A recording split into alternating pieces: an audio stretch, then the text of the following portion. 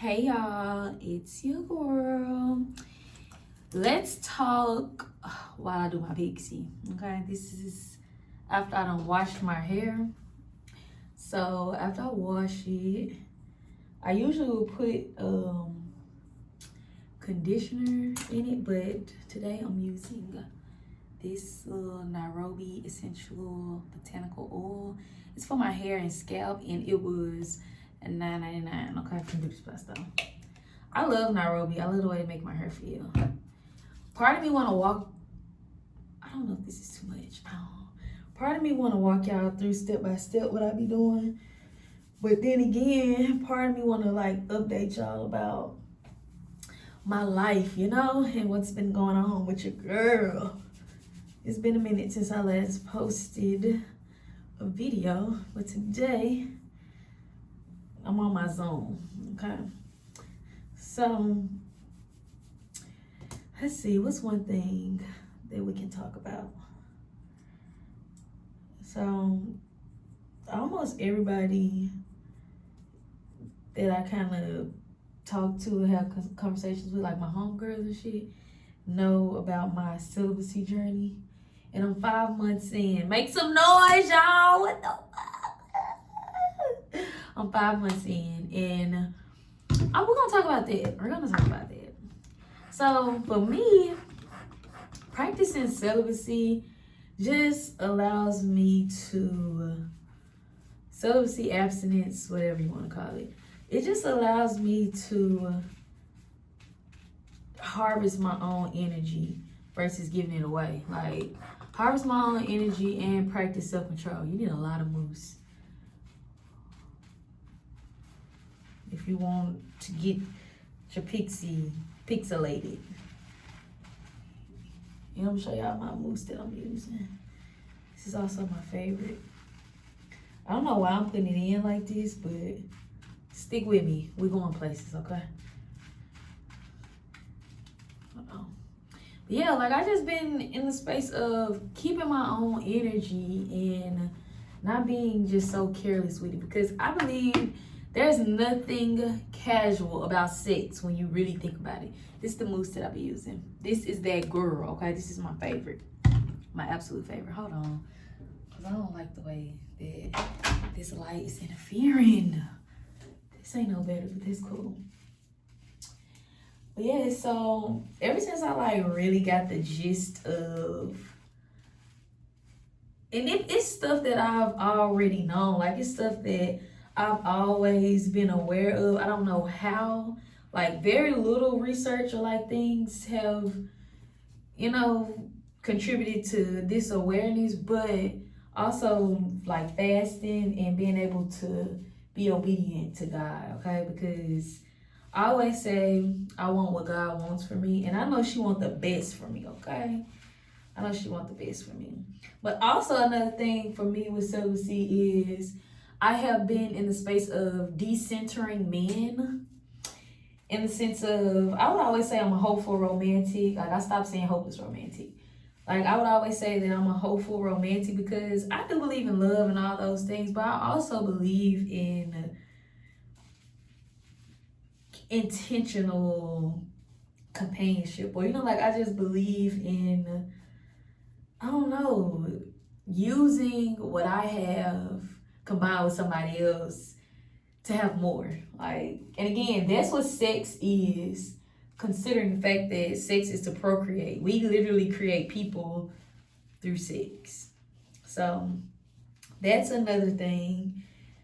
Like, I don't want to have casual sex with different people. That's just not my vibe.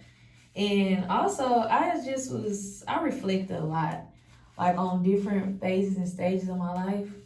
And I noticed like how healthy I was, or I'm still healthy, but how healthy I was in the sense of like my hair, my skin, like my weight, all that, when I was in a stable, consistent relationship. Like, I wasn't talking to all these different people, because you got to think about it. When you having casual sex with people, casual interactions with people, that's just a whole lot of mixed energy because you don't know who they casually having sex with. Like you just don't know. And me and my mom, I'm like, all I need is one. Okay, all I need is one. But like I say, I just don't really care anymore. I think being single for as long as I've been single and as long as I've been celibate, it's a lot of shit that I don't care about no more. Like I I just be like, hey, it is what it is. So I'm trying to get my little swoop-de-doops real nice. And another thing too is hobbies. Having hobbies.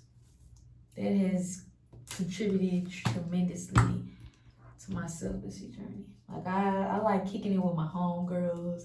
I like doing yoga. I like trying new things. That's what I'm into.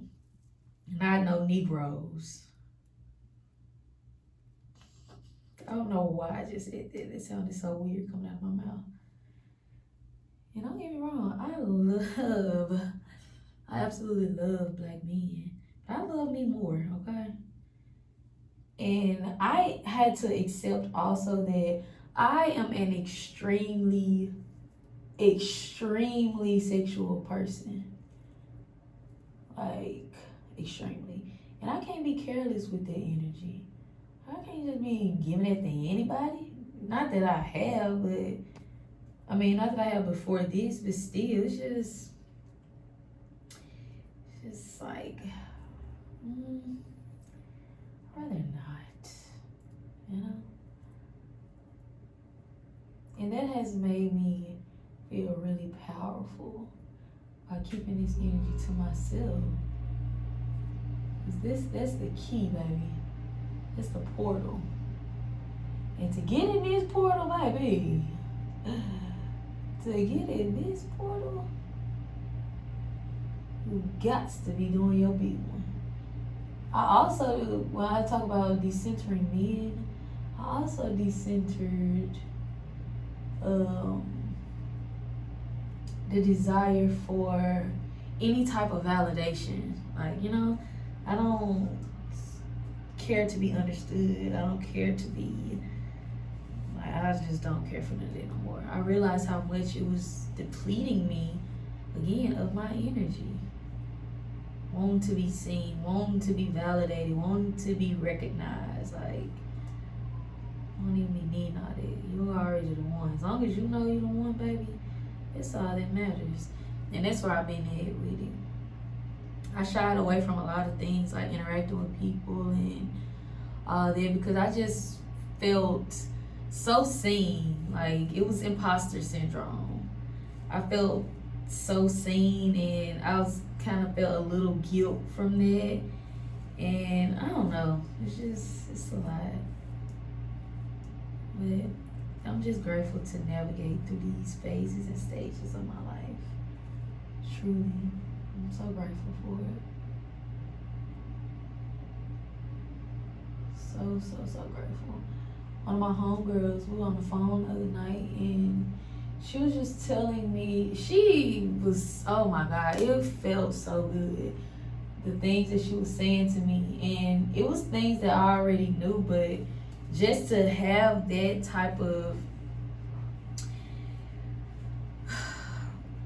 recognition in the sense of, it was like real God talk, okay? It was real God talk. And she was basically just telling me like how much she admires me and how grateful she is for my presence and how I show up. And living in these times where we can become overly consumed and overwhelmed with how other things look and what other people got and shit like that, it's easy to lose yourself in it.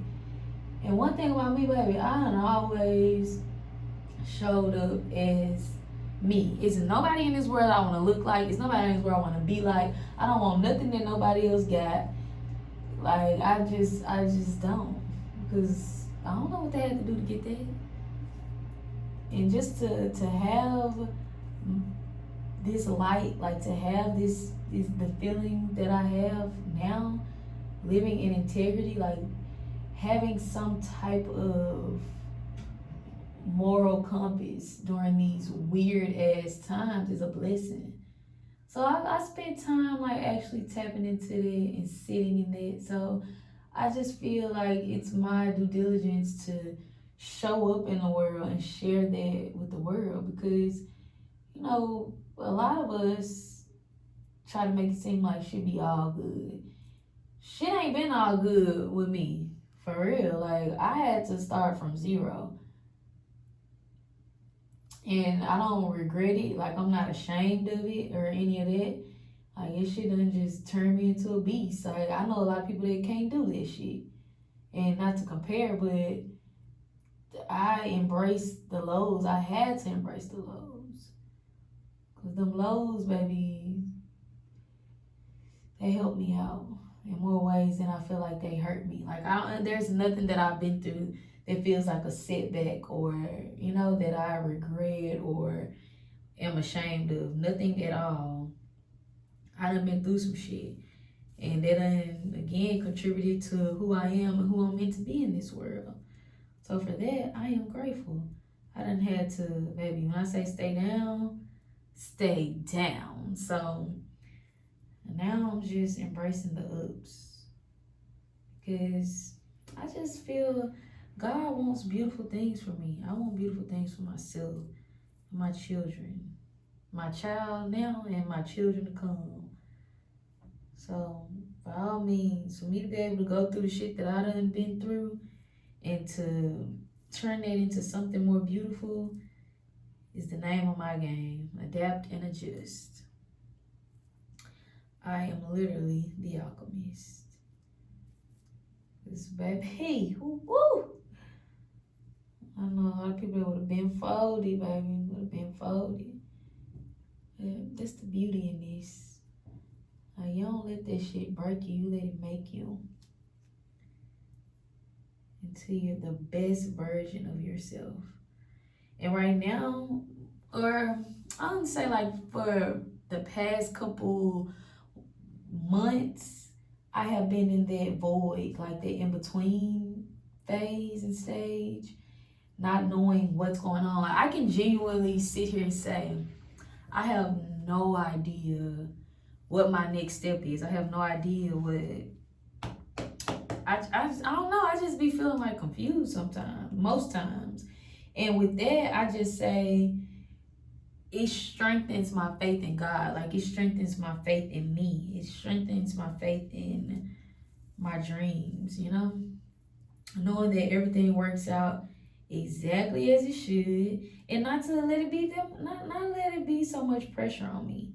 Like I used to feel like I had to have it all figured out. Like I need to have all the answers. Like I have to, but the faith that I got right now, baby, unwavering. You can't tell me God ain't real.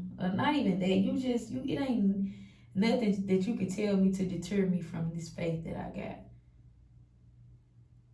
Honestly, like it's blessings in every single thing.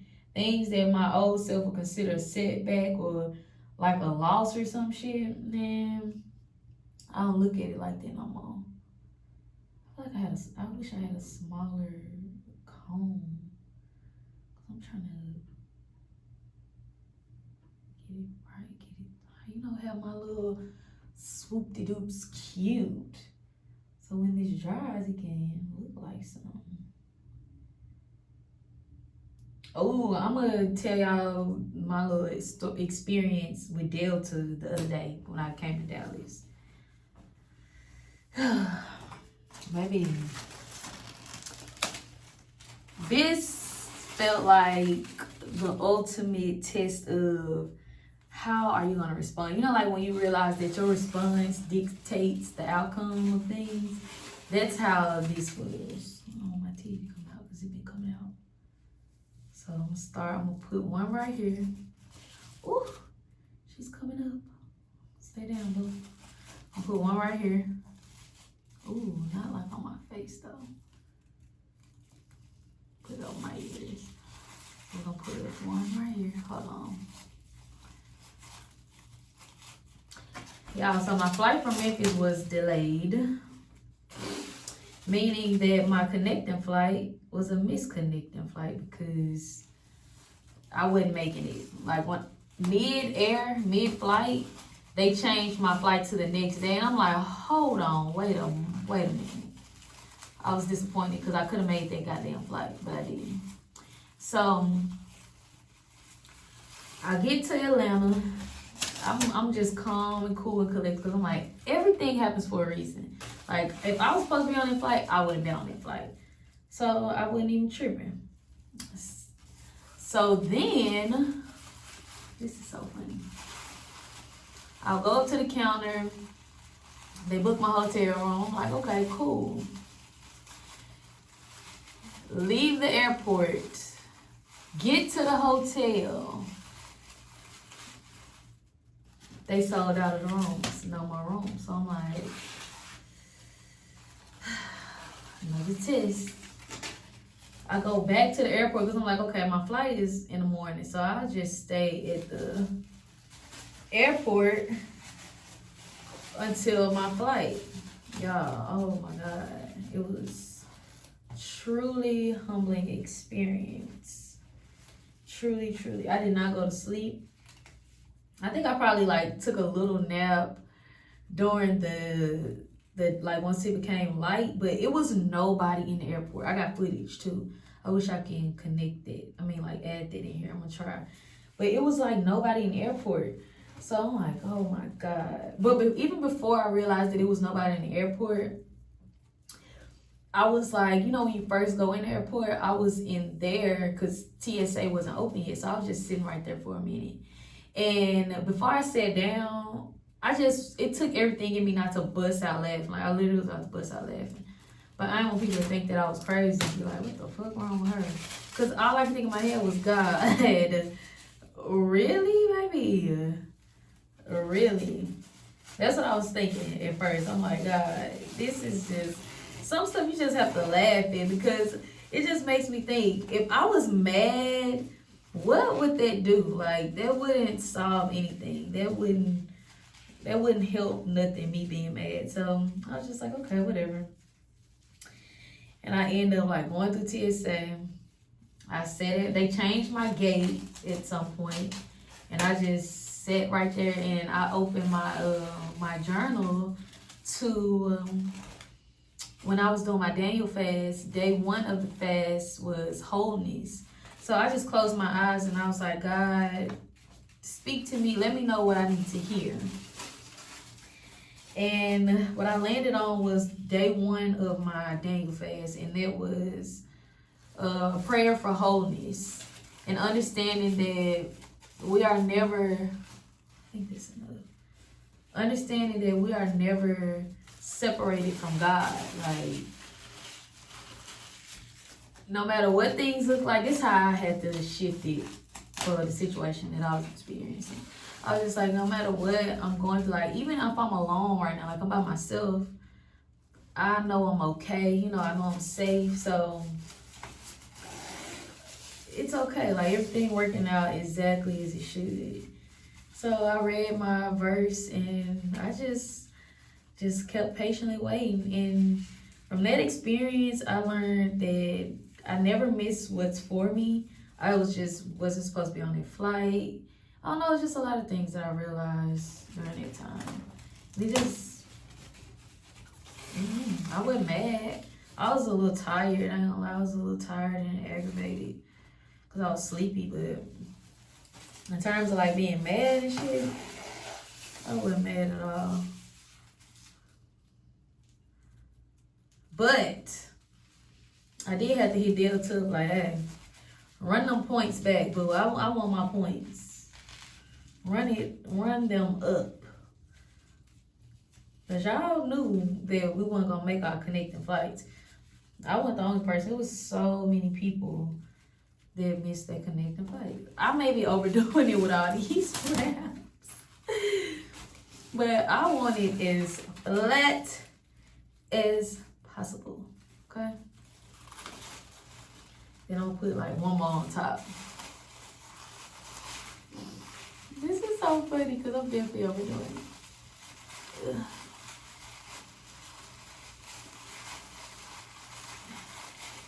I'm gonna show y'all how I'm gonna cut these once I get a little more secured. Yeah, I'm at this point in my life, I ain't tripping on nothing. Literally, I'm not tripping on nothing or nobody. Cause for what?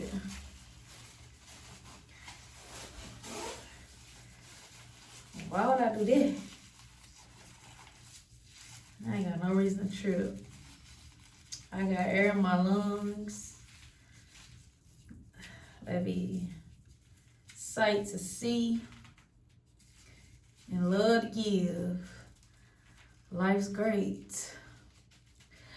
It's immaculate, okay? Now that's what I be meaning when I get to talking about immaculate. It's being able to withstand the shit you go through, okay? Everybody ain't able. Everybody ain't built. But immaculate, baby, we get through it with ease and grace because we know it's purpose in everything.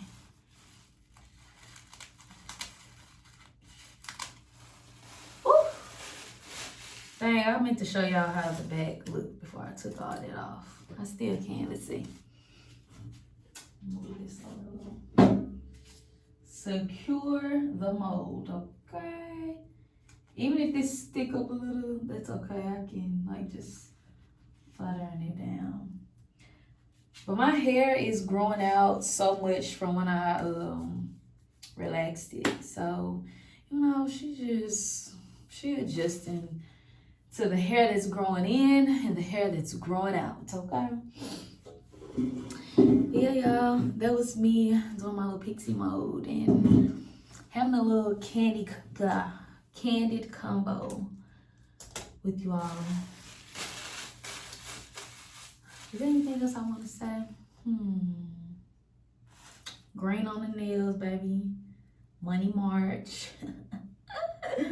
Money March. Oh, y'all know I'm going back to immaculate. So, for me, immaculate is also not letting it be pressure on anything, okay? Letting things be. Simply letting things be. Letting people be. All that. It ain't no pressure on none of that. Like, it's no pressure whatsoever. And I love that for me.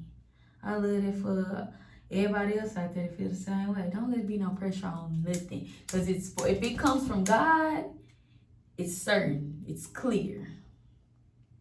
If it's confusing, just go on about your business and let it be. Go on about your business and let it be, okay? I be telling my people, it's either a hell yes or a fuck no. And it's just that. Truly, that's just that. But yeah, y'all, thanks for sitting here with me while I mowed my hair. I think I'm going to blow dry a little bit. Just kind of speed up the process because I got to do something at 6. So I got 4 hours, a good like 3-4 hours. And yeah. Your girl just been out here doing her best, y'all. I'm in this process of moving and truly humbling, okay? I ain't even gonna say humbling, fuck that. Not truly humbling, it's been very telling. Like it's been, I don't know, it's just patience and grace for myself, ultimately. Patience and grace for myself. And also, since being here in Dallas, I've met some of the most amazing people. Like, we get each other. It's so organic. It's just so natural. We support each other. We just, you know, like, I love my people here. And my cousin lived here first. In terms of, like, people that I know, she been here, like, I want to say a year, maybe. So she just, you know, introduced me to her people. And thank God for my cousin, okay? Thank God for my girl. This one thing, too. I've been on TikTok talking about how I'm not a strong, independent Black woman. And one of the things of me accepting that I am not a strong, independent Black woman is allowing myself to receive support and help. And, you know, not shying away and feeling like, no, I can't ask, I can do this, I can't. No. Again, shout out to God for sending me people that support me and love me, and just so grateful. Because just know,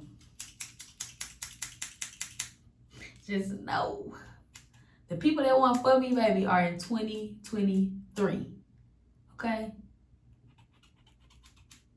In 2023. But not even that. Like, that's one thing too. And I get to saying shit like that. Like, if I don't have relationships with people anymore, or not even have relationships, we just don't talk, it ain't never no beef for sure. Ain't never no beef. It's just like one of those things where the timeline, the phase I'm in, they're just not in that phase or in that timeline. And it's just that. I think people should normalize not beefing or not letting it be weird or awkward when it comes to outgrowing people. That happens all the time.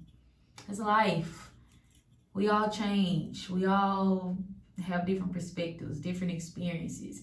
It's okay. Like, it's literally okay. And yeah, gratitude for that. Gratitude for growth. Gratitude for change. Because, baby, I'm ever evolving. Always evolving. Yeah, y'all. Have the best day. Stay in your lane, mind your business, and do your thing, okay? I love.